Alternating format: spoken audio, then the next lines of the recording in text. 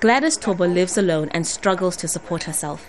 She'd hoped that when apartheid ended in South Africa, life would be different, that the African National Congress would make good on its promise to make land available for people like her. She's 75 years old and still waiting.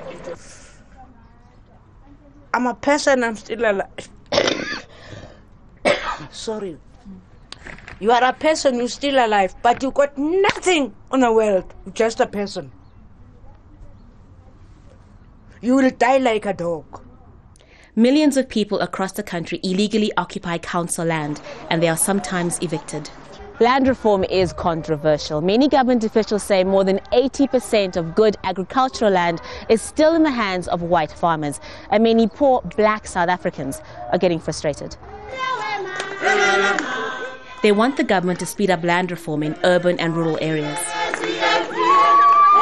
So it will come to a boiling point whereby the egg have to explode, you know, and war, I won't call it war in such, you know, but anarchy can take over.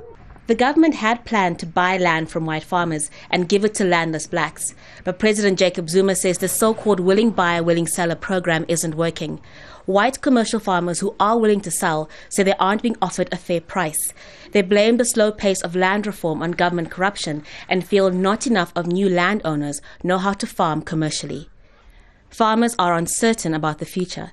2013 is the centenary of South Africa's Natives Land Act, which dispossessed black families of their land to make way for whites.